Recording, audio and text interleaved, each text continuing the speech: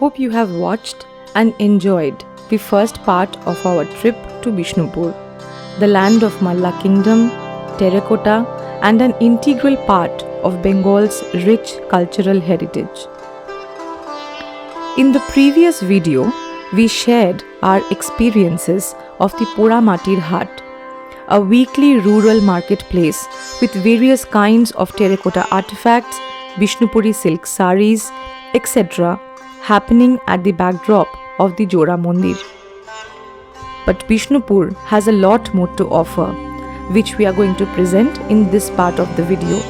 Stay tuned and watch it till the end.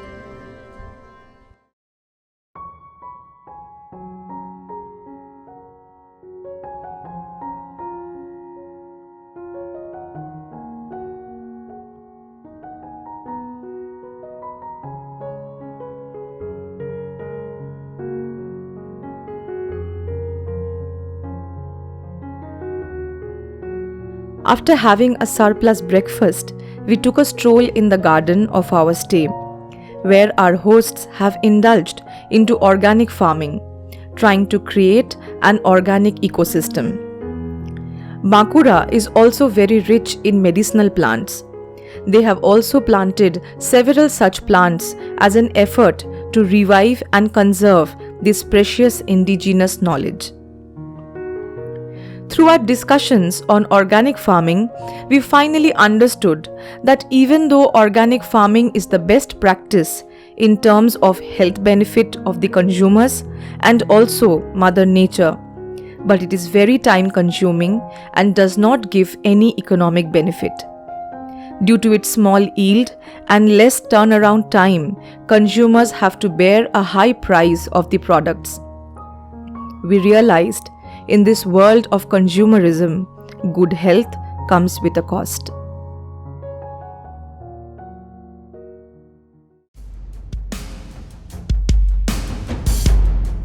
During winters in the eastern part of India, the days become shorter as the sun sets almost 1 hour before the usual time.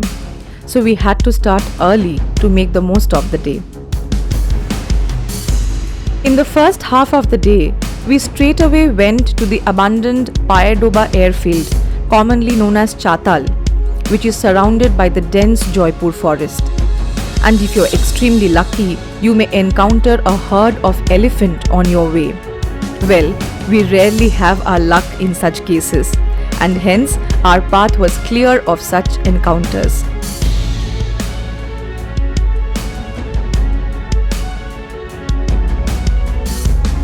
Driving through the dense forest, we reached the abandoned airfield. It is hard not to imagine about how this place once used to be full of warplanes taking turns to take off and fight the Second World War, making this piece of land an important part of the war. This airfield hosted the United States Army Air Force Bombardment Group. Payadoba airfield was officially closed on 26 September 1945, being turned over to the British colonial government. The post-war history of the airfield is unclear.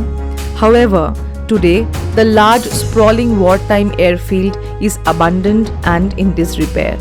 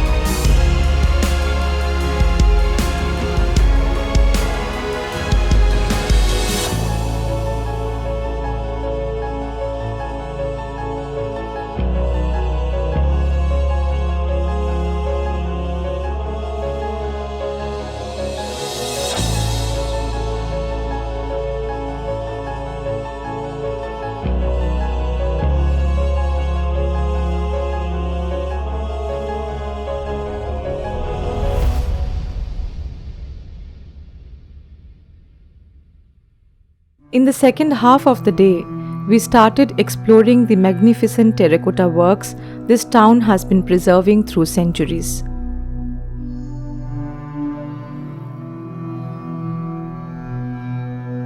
Through the narrow lanes of Bishnupur, it is best to explore the terracotta temples in a battery-driven auto rickshaw. We booked one too and made the first stop at Rashmonto. Established in 1600 AD by the Malla king Bir Hambir, the Rashmonto was used to display all the local Radha Krishna idols in public during the annual Rash festival till 1932.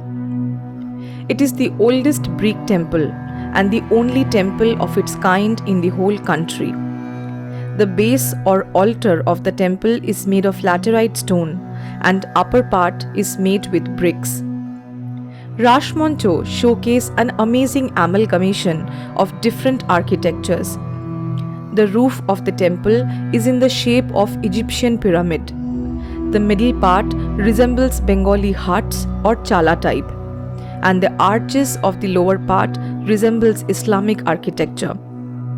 Despite being constructed with burnt clay bricks made from soft mud and lime mortar, the building has withheld all natural forces for more than 4 centuries. Presently, Rashmonto is designated as a protected monument by the Archaeological Survey of India, which is making sincere efforts in maintaining this masterpiece along with other temples of Bishnupur. Next, we went to Madan Mohan Temple. Madan Mohan Temple was built by the Malla king Durjan Singh in 1695 AD. It is relatively a bigger Ekoratna temple compared to other similar temples in Bishnupur. The roof of the temple is typical Bengali chala type, surmounted by a single shikhara or tower. The temple is mainly built of earthen bricks on a laterite block platform, and the frontal facade of the temple is profusely decorated with rich terracotta plaques depicting mythological stories like Krishna Lila. In the innermost sanctuary of the temple situates the Radha Krishna idol, which is still worshipped by the devotees. Legend says that the original idol of Madan Mohan, made of Ashtadhatu, was actually given to a priest by the renowned saint Chaitanya Mahaprabhu, who came into possession of this Swayambhu idol in the middle of a dense forest. Bishnupur Fort has succumbed to the harshness of time and does not exist beyond its ruins. However, ironically, the 2 gateways of the fort leading to the erstwhile glorious Bishnupur royal kingdom proudly stand strong even today. The large gateway, also known as Patthar Darwaza, at the northern entrance of the fort is a gigantic structure, having hidden chambers in the passage to accommodate the soldiers. The small gateway is comparatively simpler in structure. Both the gateways are made of laterite stones.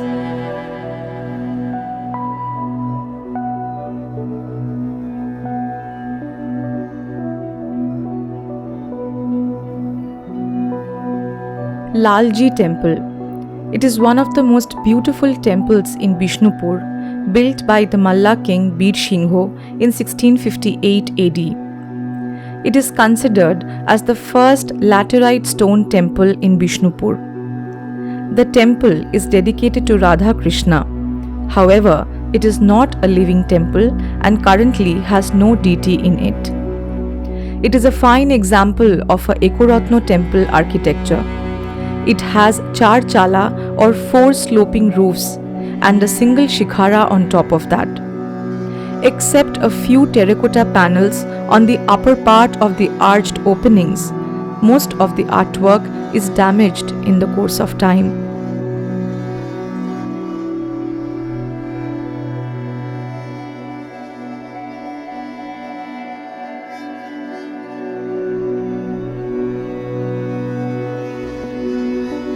Jorbangla Temple was built by Malla king Raghunath Singh in 1655 AD. The temple is simple yet elegant and boasts the excellence of terracotta relief artwork on its wall. In Bengali, Jor means pair. It is a pair of cottages placed side by side with a four-way sloped roof as the temple's crown. One of them serves as a porch and the other, which is behind the former, serves as a shrine. This type of design is very rare in India.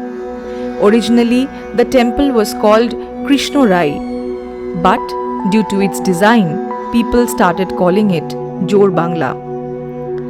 The walls are decorated mostly with terracotta panels describing scenes from the Ramayana and the Mahabharata, along with floral and geometrical patterns. In fact, the details are so rich it narrates the whole story visually.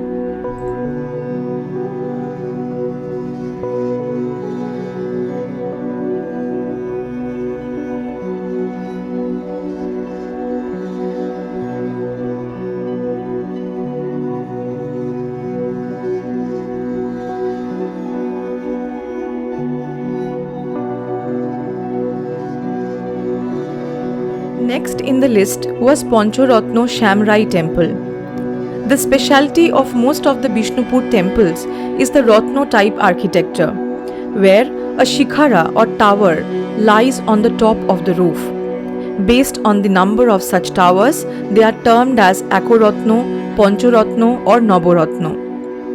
Pancharatna in Bengali means 5 stars, and this style of building is an important aspect of Bengal temple architecture. Built in 1643, the Shamrai temple is also one of the earliest temples of Bishnupur. Above the flat carved chala type roof rises 5 beautiful pinnacles, giving the name Pancharatna. Built by the Molla ruler Raghunath Singho, the building is an exquisite example of medieval Bengali art and architecture. Built entirely with clay bricks and clad in terracotta tiles, Shamrai Temple is a marvel both in terms of its design and construction. The entire surface of the building, both exterior and interior, has fabulous terracotta panels clad on its surface. The panels depict various stories from the life of Sri Krishna. The most surprising of these panels is the Rasha Mandala or Rasha Chakra. The panel has 2 circular rows depicting various moods of Sri Krishna during his famous Krishna Leela. The 5 pinnacled Shamrai temple is surely a marvelous piece of architecture hidden in the city of Bishnupur. The architecture of this temple is unique in its own way and is one of the highest prioritized monuments of Archaeological Survey of India.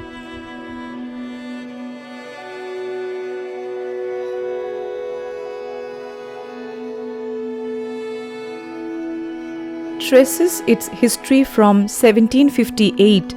Radhesham Temple in Bishnupur was constructed by the king Chaitanya Singho. Devoted to Lord Krishna, the temple is located near Jor Bangla temple. Radhesham temple is dome-shaped and it lies within an enclosure which is surrounded by the boundary wall.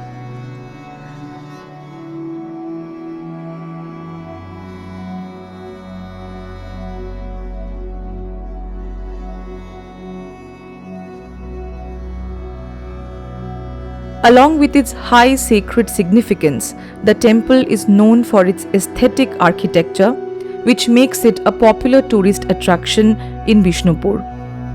Because of its historical significance and heritage value, the temple is well preserved by the Archaeological Survey of India. During the 16th century, Bengal was a battleground where frequent wars and skirmishes were common between different factions of power. A sign of that conflict is the Dolmadol cannon that still stands in Bishnupur. It is probably the largest iron cannon made during the reign of great Malla ruler Veer Hambir. Dolmadol means destruction of enemy.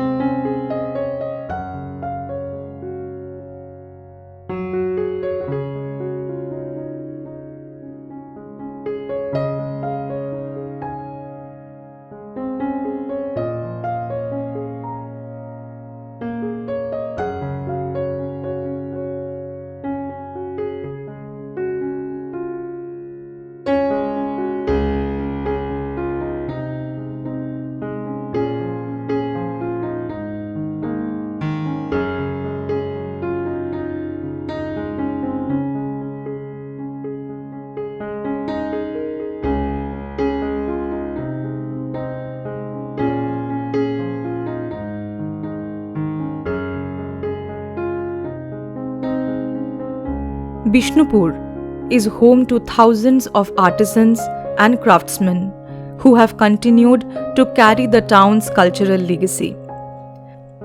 However, due to lack of proper recognition and economic reward, many of the artisans are eyeing for alternate work opportunities, threatening the art to die. We may not be the artists, but it is our sheer responsibility to showcase these marvelous talents to a widespread audience.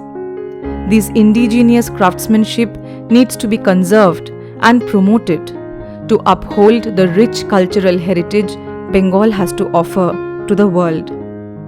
Else, with time, everything will just remain only in the pages of history.